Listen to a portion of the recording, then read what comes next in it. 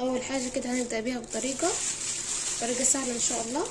جبت كده ب5 جنيه فول سوداني، وعندي ميه وطبق فاضي ولون اخضر. تمام.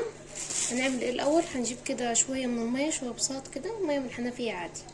لو عايزه تستبدليها بروح الفستق ماشي، لكن انا مش متوفر عندي او مش حابه فحط ميه. تمام كده، شويه ميه كده بساط، حط كده عليه لون اخضر. تمام اهو، شايفين اللون اهو.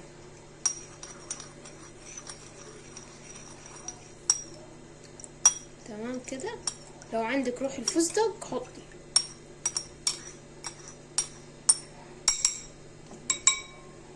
حط كده عليه الفول السوداني، ما تخافيش، مش هيطرى ولا حاجه، هو بس ايه، مجرد انه كله ياخد اللون. وهنشوفه معاكم، هتشوفوا ازاي هنشوفه. خليكم معايا عشان تعرفوا الطريقه وتمشوا ورايا بالظبط. اهو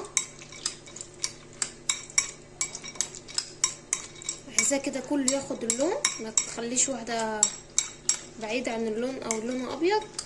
تمام اهو، خلوهم كده دقيقتين يشربوا من اللون، وارجع لكم تاني نشوف ايه ازاي هنشف من الميه دي. استنوني. وبعد كده ما خد اللون معانا اهو، سبته كده دقيقتين ياخد اللون كله ويشرب. هجيب كده طبق ومصفايه اصفي بقيه اللون او بقيه الميه اللي في الفول السوداني يعني. تمام اهو.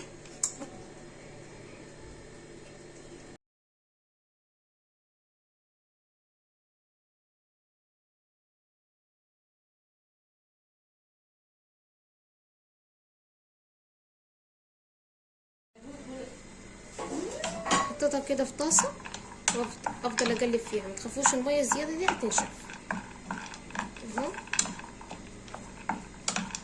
طبعا يا جماعه نسيت ما اقول لكم، لو ما عندكيش الوان بودر يعني زي، حطي الوان جل عادي يعني تدفع اهو. عايزاه كده مجرد ان اللون يمسك في الفول السوداني وتنشف الميه خالص يعني. ريحته طلعت جميله خالص اهو كده. تمام خالص، بس كده، بس نطفي عليه ونسيبه يبرد، ونرجع لكم لما نطحنه في الكبه او في المطحن. استنوني. وبعد كده سبته ينشف خالص خالص خالص، ينشف ويبرد. احطه كده ايه في الكبه تطحن.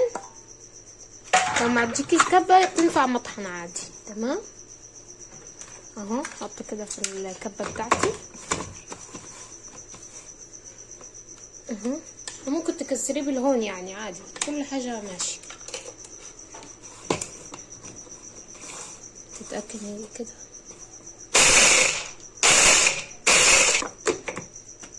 ريحته تحفه يا جماعه، الفول السوداني ده ريحته يعني جامده. طبعا انا عاملاه عشان هعمل البيتي فور، هوريكم ازاي طريقته ان شاء الله. يا ريت تعملوا لايك عشان ايه يوصلكم كل جديد مننا ان شاء الله. يعني هنعمل ان شاء الله وهنعمل بيتي فور والقريب.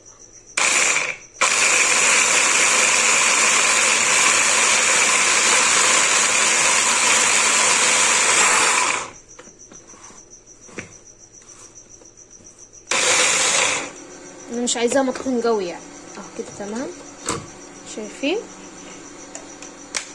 طبق كده،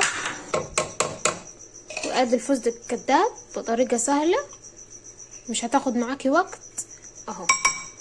وبألف هنا، يا رب تجربوها وتعجبكم. يا رب تجربوها وتعجبكم. وكده خلصنا النهارده حلقتنا، حلقه طريقه سهله سهله ومش بتاخد وقت، تنفع معاكي في اي حلويات عايزه تزيني بيها. كن في رعايه الله وحفظه. مع السلامه.